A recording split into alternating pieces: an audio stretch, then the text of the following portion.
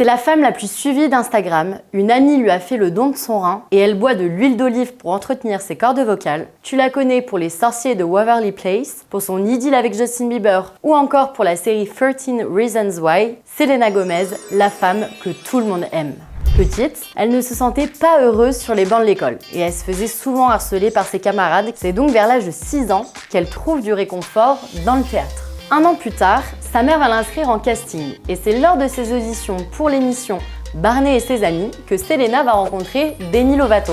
I'd like to think of something I never thought before. Elle va jouer dans cette série jusqu'à ses 12 ans, puis arrête car jugée trop vieille pour son rôle de Gianna. C'est en 2004 que sa carrière avec les productions Disney va débuter. Selena va se faire recruter lors d'une grande audition nationale. L'année suivante, elle obtient un petit rôle dans le téléfilm Walker Texas Ranger, La Machination. Puis en 2006, elle va jouer dans un épisode aux côtés de Cole et Dylan Sprouse dans la vie de Palace de Zack et Cody. Elle a d'ailleurs avoué dans son récent documentaire My Mind and Me qu'elle avait un gros crush pour Cole Sprouse quand elle était petite. He was the love of your life. He was the love of my life. He was the crush. He was. Mais sa vraie carrière d'actrice, elle va débuter en 2007, quand elle va obtenir un rôle récurrent dans la série à succès de Disney Channel, Hannah Montana, dans laquelle elle joue une chanteuse et rivale d'Anna, incarnée par Miley Cyrus. La même année, elle va obtenir le rôle qui va tout changer pour elle, celui d'Alex Russo dans Les Sorciers de Waverly Place. Cette série va même marquer les débuts de sa carrière musicale, car elle va en réaliser le générique.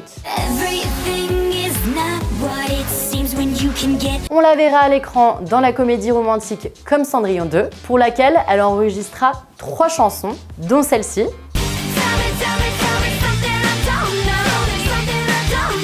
qui aura beaucoup de succès. Vers l'âge de 16 ans, elle signe un contrat avec Hollywood Records. En 2009, elle annonce avoir fondé son propre groupe nommé Selena Gomez and the Scene. Et ouais, elle n'était pas solo au début. Leur premier album sortira la même année. À la même période, elle rencontre le mec qui fait chavirer le cœur de toutes les jeunes filles, j'ai nommé Justin Bieber.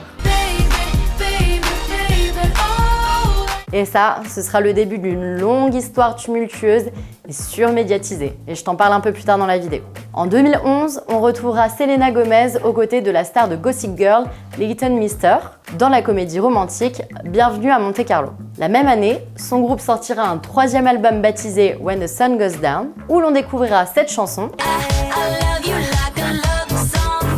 Cependant, le clip marquera les esprits car il déclenchera la colère de la chanteuse Pink et de l'association PETA en raison de chevaux peints en rose. Les scènes seront évidemment supprimées. Début 2012, Selena annonce la mise en pause de son groupe pour une durée indéterminée afin de se concentrer sur sa carrière d'actrice. Elle prêtera notamment sa voix à Mavis dans Hotel Transylvanie, puis rien à voir, elle jouera dans le film controversé Spring Breakers aux côtés de la star d'High School Musical Vanessa Hudgens. On la retrouvera également à l'affiche du thriller Getaway, qui recevra des critiques ultra négatives, à tel point que Selena sera nominée aux Golden Raspberry Awards dans la catégorie Pire actrice. La même année, elle se sépare pendant un certain temps de Justin Bieber, qui est accusé d'avoir eu une relation avec Barbara Palvin. En octobre, Selena annonce qu'elle travaille sur un album en solo, Stars Dance. Il sortira en juillet 2013 et recevra des critiques mitigées. Peu après, elle débutera sa tournée mondiale Stars Dance Tour, mais sera obligée de l'annuler pour cause d'épuisement. On apprendra par la suite qu'elle est en fait atteinte d'un lupus et que c'est pour cette raison qu'elle a dû entrer en cure de désintoxication pour subir une chimiothérapie. Sa carrière au cinéma ne décolle pas. Plusieurs des films dans lesquels elle joue reçoivent de très mauvaises critiques. En 2014, les changements s'enchaînent. Elle vire sa mère et son beau-père, qui étaient ses managers, et change de label. En 2015, elle se met à bosser sur son 2e album. Côté amour, il y a des rumeurs comme quoi Selena aurait une liaison avec l'acteur Orlando Bloom. La même année, elle va sortir le single I Want You To Know en collab avec Z, avec qui elle va avoir une courte idylle. Le single, lui, sera certifié disque de platine. Plus tard, elle sort le premier single de son album qui s'intitule Good For You, une collab avec le rappeur A$AP Rocky. La chanson connaîtra un beau succès.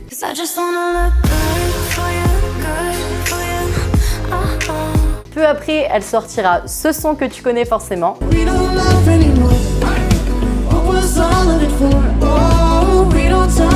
en collab avec Charlie Puth, avec qui elle vivra une courte relation amoureuse. Enfin, elle signera la même année un contrat avec la marque Louis Vuitton. Globalement, c'est une meilleure année pour Selena. Malheureusement, ce sera de courte durée, car après avoir entamé sa deuxième tournée solo, elle sera finalement obligée d'annuler en raison de l'anxiété et de la dépression causée par sa maladie. Elle fera le choix de prendre soin d'elle, et elle a bien raison, et intégrera un centre de réhabilitation pour soigner sa santé mentale et sa dépression. Cela durera 3 mois. L'année 2017 marquera une année importante pour elle car elle sortira un projet qui lui tient particulièrement à cœur, la série 13 Reasons Why, dont elle est productrice déléguée. Durant cette année, elle sortira plusieurs projets musicaux qui rencontreront du succès, notamment Bad Liar ou encore Fetish en collab avec Gucci Mane.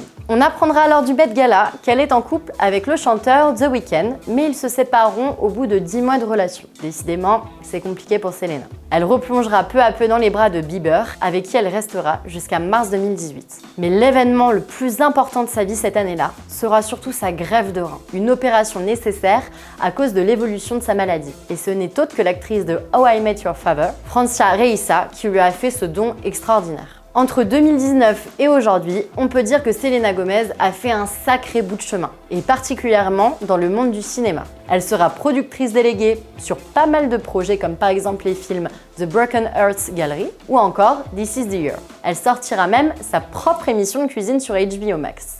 Pour l'anecdote, le jour de la sortie de cette émission, Selena dévoile sa collaboration avec le groupe de K-pop ultra connu Blackpink sur le titre Ice Cream. Puis peu de temps après, on a appris que Selena jouerait dans la série Only Murders in the Building, qui est toujours d'actu et c'est dispo sur Disney+, et on vous la conseille à fond. Côté santé, elle confiera aux médias qu'elle souffre malheureusement de troubles bipolaires. Et plus récemment, elle a sorti un documentaire autobiographique disponible sur Apple TV+, dans lequel elle se livre sur sa santé mentale et son parcours. On y découvre les 6 dernières années de sa vie et les difficiles périodes par lesquelles elle a dû passer. Pour finir, voici 5 petites anecdotes. Selena Gomez est la plus jeune ambassadrice de l'UNICEF. C'est une fan absolue de chiens. Pour préserver ses cordes vocales, elle boit de l'huile d'olive. Sa meilleure amie est Taylor Swift et elle la soutient dans toutes les épreuves qu'elle traverse. Et enfin, elle a sorti une marque de cosmétiques, Rare Beauty, en hommage à son album Rare.